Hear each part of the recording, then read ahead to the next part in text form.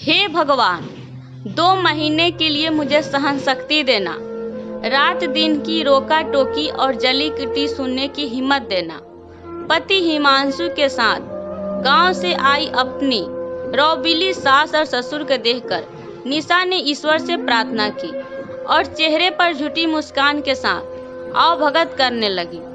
सरला जी UP के एक गांव की सरपंच है और बहुत ही दबंग प्रवृत्ति की महिला भी। इकलौते बेटे को पढ़ाई के लिए दिल्ली शहर में भेजा और उसी की ही पसंद की लड़की से शादी भी करा दी। सरला जी अपने पति शंकर जी के साथ अपनी दुनिया में व्यस्त रहती और साल में एक बार ही दोनों पति पत्नी 2 महीने के लिए अपने बेटे के साथ रहने आते। वैसे हिमांशु भी गांव जाता रहता था, लेकिन 2 साल से शादी के बाद कम ही जा पा रहा था। पर सरला जी को कोई शिकायत नहीं थी। वो अपने पति के साथ बेटे के यहाँ रहने आ जाती, लेकिन उनकी रोक टोक और बिन मांगे दी गई सलाहों से शहर के परिवेश में पली बढ़ी बहू निशा को बहुत खोफ्त होती। खैर बेचारे, कुछ दिनों की ही तो बात है, सोचकर झेल लेती।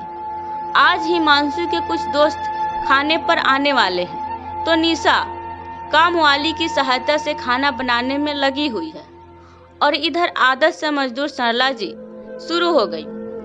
हम तो आज भी अकेले 10 लोगों का खाना बना लें और ये आजकल की बहुएं 4 लोगों का खाना भी ना बना पा रही। निशा को गुस्सा तो बहुत आया, पर सास को देखकर हिम्मत पस्त हो गई।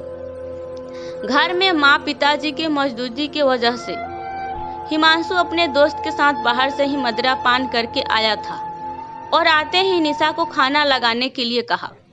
सरला जी अपने पति के साथ पहले ही खा पीकर कमरे में आराम कर रही थी और हिमांशु भी अपने दोस्तों के साथ ड्राइंग रूम में गप्पे मारने लगा।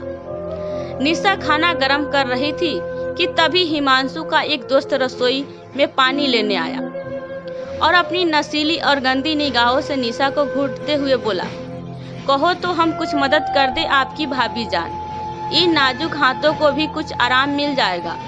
और कहकर निशा का हाथ सहलाने लगा। निशा ने विरोध के लिए मुंह खोला ही था कि तड़ाक की आवाज आई। देखा सरला जी, उस आशी का भूत उतारने में लगी हुई है। साथ ही उसे पकड़कर घसीटते हुए हिमांशु और उसके अन्य दोस्तों के पास ला पटका और गुस्से से दहाड़ती हुई बोली, मेरी बहू के साथ बदतमीजी करने की तेरी हिम्मत कैसे हुई, वो भी मेरे ही घर में। और तू बेशर्म, तूने पीना भी शुरू कर दिया और पीकर ऐसे दोस्तों को घर कैसे लाकर आया, जिसे किसी महिला से कैसे पेश आना चाहिए, इतना भी नहीं पता। सरला जी का रौद्र रूप देखकर सारे दोस्त चुपचाप खिसक के लिए। हिमांशु को तो जैसे सांप ही सूंघ गया। कुछ दिनों की दोस्ती पर भरोसा करके इस तरह के लोगों को घर में लाना कितना घातक हो सकता है, ये तो सोचा ही नहीं था। अपनी माँ से माफी मांगते हुए हिमांशु ने फिर कभी शराब नहीं पीने का वादा किया और निशा को भी सॉरी बोला। निशा भी दौड़कर अपनी सास के गले लग गई और आज उसे उनमें जली कटी सुनाने वाली महिला ही नहीं, बल्कि फिक्र करने वाली माँ की मूरत नजर आ रही थी, जिसके आंचल में वो सुरक्षित है। इसी तरह हर सास को अपनी बहू को प्यार करना चाहिए और बहू को भी अपनी सास से अच्छा व्यवहार करना चाहिए।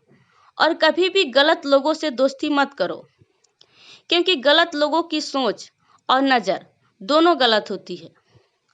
और बिना किसी के चरित्र के बारे में जाने बिना अपने पत्नी से ना मिलाए। आपको कहानी कैसी लगी, हमें कमेंट के माध्यम से ज़रूर बताइए। इसी तरह के पारिवारिक कहानी सुनने के लिए हमारे चैनल को सब्सक्राइब कीजिए। कहानी के लिए अपना कीमती समय देने के लिए बहुत बहुत धन्यवाद।